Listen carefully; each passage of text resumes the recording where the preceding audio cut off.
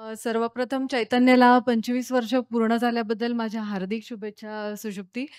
आणि मी डॉक्टर हिमानी कुलकर्णी. मी चैतन्य आणि प्रतीतीची सायकियाट्रिस्ट आहे. मी 20 वर्षापूर्वी जेव्हा पुण्यामध्ये आले, तेव्हा चैतन्याचे पेशंट पुणे हॉस्पिटलमध्ये अधून-मधून बघत असायचे. सो जुजबी माहिती होती मला. पण 10 वर्षापूर्वी मी चैतन्याच्या कुटुंबात प्रवेश केला. As a psychiatrist I joined Chaitanya. तेव्हा ॲक्चुअली की चैतन्यमध्ये चालणारं काम पेशंट्स बरोबर जे वर्क केलं जातं त्या कामाची व्याप्ती आणि पेशंट्सना आणि त्यांच्या नातेवाईकांना त्याचा जो सकारात्मक उपयोग होतोय, तो तिथे मला पहिल्यांदा खूप जवळून बघायला मिळाला. म्हणजे ॲक्चुअली माझी इन्व्हॉल्वमेंट असल्यामुळे तो जास्त जवळून बघायला मिळाला. ओ-पी-डीमध्ये पेशंट बघताना फक्त पेशंट बघून घरी पाठवला जातो.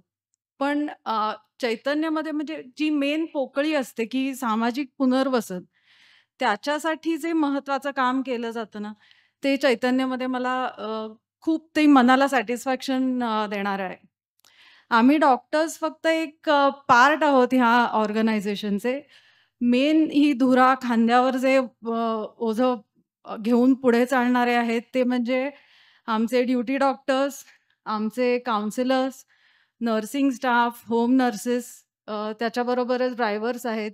आमच्या पेशंट्सना अतिशय घरच्यासारखं जेवण देणारे आमचे स्वयंपाक करणारे आहेत. आणि ही कामं फिक्स नाहीयेत, फ्लुइड आहेत. एखाद दिवशी एक जण ॲब्सेंट असेल, तर दुसरा तेच काम तेवढ्याच प्रेमाने करतो. सो एकमेकांवरच्या प्रेमाने ही लोकं बांधलेली आहेत सेंटरमध्ये.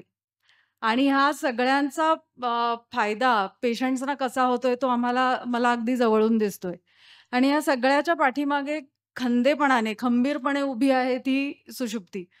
म्हणजे आमचे स्टाफसुद्धा आमच्या घरापासून दूर आहे आणि पेशंट्सही आमच्या घरापासून दूर राहतात.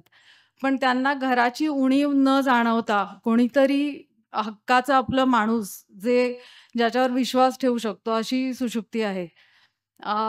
सेंटरच्या ह्या 25 वर्षाच्या प्रवासामध्ये खूप चढ-उतार आले.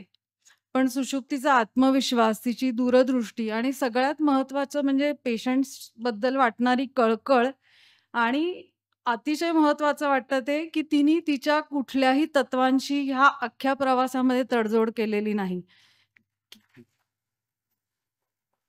ह्यामुळे चैतन्य हे मला इतर सगळ्या फॅसिलिटीजपेक्षा खूप वेगळं आणि खूप बेटर वाटतं. त्यामुळे आणि आता तर अर्जुन आणि आर्यसुद्धा तिच्या मदतीला आहेतच. त्यामुळे चैतन्य आणि प्रतीती दोन्ही यांची कमान अशीच पुढे-पुढे उंच चढत जावो, ही माझी सदिच्छा.